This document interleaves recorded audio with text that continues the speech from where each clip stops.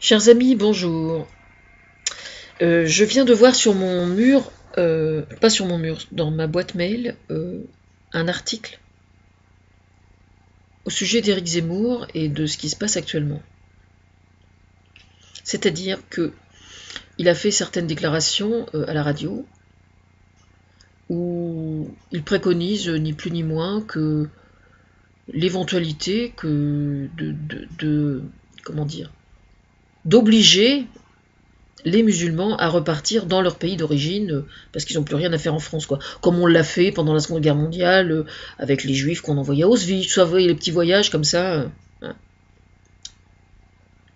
Alors que les choses soient bien claires, dès l'instant que des immigrés viennent enrichir un pays où ils arrivent travailler, hein, c'est-à-dire l'enrichir de son savoir, de son savoir-faire, de sa sueur, etc., etc., s'il retourne dans son pays d'origine, ça ne sera jamais que parce qu'il en a envie, lui, et uniquement lui, si lui a envie. Voilà. Ce qui arrive quelquefois. Hein. Moi, je connais des gens, j'avais des copains qui étaient des enfants d'émigrés portugais. Les parents, au bout de quelques temps, les enfants sont restés sur le sol français parce que leur enfance était là. Les parents ont décidé de retourner au Portugal. Chacun est libre de faire ce qu'il veut. Zemmour, c'est une... Alors, l'argument, attendez, parce que... Alors, il y a une pétition qui circule, qui met ses employeurs au pied du mur. Donc, il y a ITélé, il y a RTL, et puis j'oublie quelqu'un d'autre. Oui, il y a plusieurs autres... Hier, j'ai fait une vidéo et je ne parlais que de RTL, parce qu'il se trouve que c'est la seule pour laquelle je suis plus concernée pour d'autres raisons, d'ordre... comment dire, diplomatique et européen, on va dire. Mais tous les gens qui font travailler Éric Zemmour dans les médias aujourd'hui sont effectivement concernés exactement au même titre que RTL. C'est pas plus RTL que les autres. C'est vrai. Donc là, ce matin, on interpelle le CSA en disant le CSA devrait l'interdire d'antenne et de médias. Et je pense qu'ils ont parfaitement raison. Alors à ceux qui prétendent que c'est se priver d'un polémiste et pour moi c'est un argument qui est absolument irrecevable. Voilà, parce que dans ces circonstances-là, on peut aussi parfaitement donner l'antenne à des pro-pédophiles, par exemple, ou des gens qui font l'apologie du viol. Hein. Puis on va dire, ah ben c'est pour la polémique. Non, faut arrêter quoi. Hein. Franchement, faut surtout arrêter de nous prendre pour des cons. Déjà pour commencer. Bon alors attendez, parce que monsieur sort comme argument, c'est de la c'est de la manipulation. Ah. Alors là, s'il y en a une qui est bien placée pour parler de manipulation, franchement c'est bien moi. Hein. Alors là, on peut difficilement faire plus subtil. Hein. Franchement, encore ce matin, vous voyez. Alors qu'est-ce que c'est que la manipulation? La manipulation, c'est quand on met devant quelqu'un quelque chose ou quelqu'un. Alors quelque chose, ça peut être quelquefois un simple objet qui va nous faire penser à quelque chose. Puis on va dire, ah bah tiens, oui, tel truc, j'ai pas pensé. Moi, ça m'arrive quelquefois. Hein. Par exemple, je vais au marché, par exemple, je vais dans une foire à tout, par exemple, je ne vais plus dans les foires à tout depuis pas mal de temps parce que je suis extrêmement manipulée dans les foires à tout. C'est-à-dire que je trouve plein d'objets qui sont censés me rappeler quelque chose de particulier. D'autant plus que ce sont toujours des objets qui ont des histoires, donc un truc dont j'avais dit que je parlerais, que je n'ai pas parlé, etc., etc. Donc du coup, j'y vais plus. Enfin là, c'est plus la saison. Mais comme ça, je ne suis pas manipulée. Alors, il faut savoir déjà, on va remettre les choses au clair, la manipulation, quand elle est faite par des gens qui sont sains d'esprit et qui sont bien intentionnés, ça n'est pas quelque chose de négatif du tout, bien au contraire. Hein. Moi, si je suis aujourd'hui une femme, même si je ne fais pas partie des 50 femmes les plus influentes, enfin, quoi que j'en sais rien, mais a priori, je pense pas, je pense pas que je fasse partie des 50 femmes les plus influentes qui sont sorties dans Elle. Là, il paraît qu'il y a eu donc je ne suis pas dans les 50, mais je sais très bien que j'y ai ma place. Par contre, c'est quand même bien parce que par le biais de la manipulation, j'ai pu faire avancer bon nombre de causes. Hein, et faire avancer pas mal de chantiers qui restaient bloqués d'une certaine façon. Voilà. La manipulation n'est pas nécessairement quelque chose de négatif. c'est vrai que le fait de manipuler quelqu'un, ça a une connotation péjorative et ça a tendance à laisser penser qu'on s'insinue, comment dire, qu'on pense à la place de la personne qui est manipulée, et ça c'est dommageable parce que c'est pas vrai du tout, quoi. Je veux dire, moi vous pouvez très bien me mettre sur mon mur Facebook un truc que je n'approuve pas, si j'approuve pas, j'approuve pas, et je vais pas cliquer sur j'aime si j'approuve pas. Non seulement je clique pas sur j'aime, mais dans ce cas-là, je dis à Thomas en bas sur le chat, vire-moi cette merde de mon mur, qu'est-ce que ça fout là, quoi. Je veux dire, manipuler quelqu'un, ça ne signifie pas qu'on pense à sa place, hein, ou qu'il est victime nécessairement. Moi, ça m'est déjà arrivé que je sois victime de la manipulation de façon négative, mais c'était en fait pour en tirer des fruits afin de travailler sur un sujet extrêmement grave. J'ai travaillé par le biais de la manipulation sur les pervers manipulateurs, par exemple, ou sur les pervers narcissiques. Alors effectivement, j'en prenais plein la gueule, mais par contre, les fruits que j'en tirais après, c'était des fruits que personne d'autre n'était capable de tirer, justement. Hein, parce que je comprenais très bien le pourquoi. Hein. Bon, ceci dit, ça n'a qu'un temps, ça va 5 minutes la manipulation, là. Au bout de 5 ans, j'en ai un tout petit peu ma claque. Hein.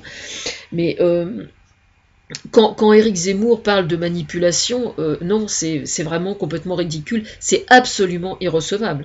Hein, parce que même dans l'hypothèse où il soit effectivement manipulé, il reste entièrement maître de ce qu'il fait. Moi encore, je suis sous tutelle, là au moment où je vous parle. Hein. Je vais avoir quand même un peu d'argent demain à la banque, paraît-il. On va me donner un petit sucre. Mais, mais lui, il n'est pas sous tutelle, Zemmour, quoi. Hein. Je veux dire, il est libre d'aller et venir comme il veut. Il est tout à fait libre, s'il veut, demain, de donner sa démission à l'ensemble des médias et de faire un grand doigt d'honneur à absolument tout le monde en disant, moi, je vais vivre maintenant sur les revenus de mon bouquin. Je veux dire, il n'est pas manipulé, Zemmour, il a jamais été manipulé. Il est con et méchant à la base. C'est pas le même problème. C'est du fiel à l'état pur, Zemmour. C'est exactement ce dont la société française n'a pas besoin aujourd'hui, quoi. C'est-à-dire que les gens qui sont dans la merde, ils ont besoin qu'on leur donne de l'espoir. Ils ont besoin qu'on leur transmette le fait qu'il y a plein de gens qui pensent, qui ont des vraies bonnes idées, qui peuvent effectivement les aider. Hein. Ils ont besoin de gens qui les défendent vraiment. Hein, pas d'un connard comme ça qui sous prétexte qu'il écrit pas trop mal est capable de récupérer de l'histoire que toute la fiente possible et imaginable qui va faire le tapis rouge au Front National, qui n'est qu'une bande de corrompus. On l'a encore vu ce matin avec le maire du Front National. Le maire du Front National qui s'est fait aligner, là, il va faire appel. Ah bah oui, il peut faire appel, ça c'est sûr. Chaque jour, en fait, il y a une nouvelle affaire qui sort sur le FN, quoi. Et Zemmour est le faire-valoir du FN. Alors, je vous explique pas, franchement, c'est vraiment. Moi, en fait, Zemmour. Alors, en fait, j'ai acheté le Cosette où il y a Madame Zemmour. Alors, du coup, ça fait de la pub à Cosette, mais c'est bien. Madame Zemmour est pas contente, paraît-il. Ah, j'ai pas eu le temps de lire, hein, parce que j'ai pas le temps, je tricote en ce moment, je fais plein de trucs, j'ai pas eu le temps de lire. Mais Madame Zemmour nous fait une crise d'urticaire sur Cosette. Voilà. Donc faut acheter Cosette. Moi je plains sa femme et ses gosses, hein, franchement. Hein. Parce qu'avoir un père aussi con, franchement... Il faut vraiment... Alors pour information, c'est moi qui suis à l'origine du fait que Laurent Ruquier s'en soit débarrassé. Voilà. Mais bon, c'est pas parce que Laurent Ruquier s'en est débarrassé que les autres s'en sont débarrassés.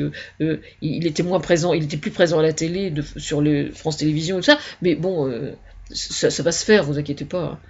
Moi, il y a des tas de gens. Moi, je connais énormément de monde dans le milieu des médias ou des gens qui sont pas encore du tout médiatisés d'ailleurs, qui sont tout à fait capables de tenir des chroniques, de faire des chroniques, d'être animateurs radio, etc. Des gens qui sont positifs, des gens qui croient en un avenir meilleur. C'est pas du tout des comment dire, des utopistes au sens négatif. Hein. C'est-à-dire, c'est pas du tout des gens qui échafaudent des choses irréalisables, strictement irréalisables. Non, des gens qui voient plus loin. Un petit peu avec mes lunettes, souvent c'est vrai.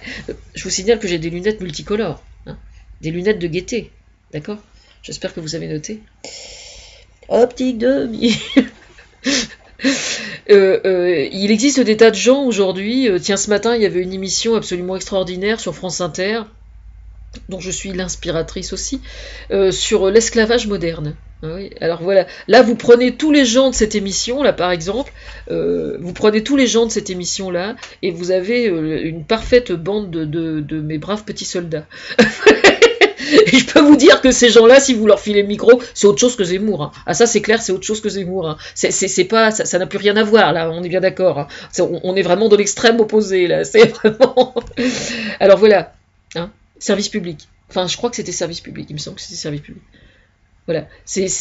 Là vous avez vraiment la stricte opposée de Zemmour, hein. C'est-à-dire des gens qui militent dans des associations, le plus souvent de façon bénévole, qui font un travail sur place, donc dans le monde entier, un travail juste absolument hallucinant, qui travaillent bien évidemment en collaboration avec Élise Lucet, Cache Investigation, etc. Enfin bref, on a une bonne équipe là.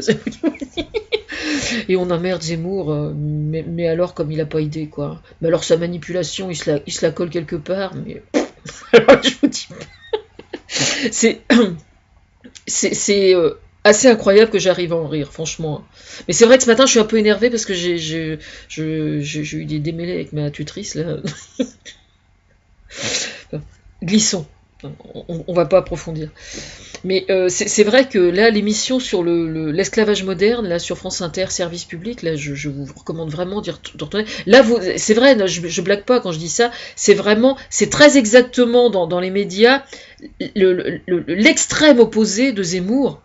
L'extrême opposé de Zemmour. Voilà. Et il y a beaucoup de bénévoles là-dedans, très probablement. Donc c'est très intéressant de réfléchir au rôle que chaque individu peut avoir dans les médias aujourd'hui. Hein. Le fait d'être rémunéré, de ne pas l'être, d'être beaucoup payé, de l'être moins.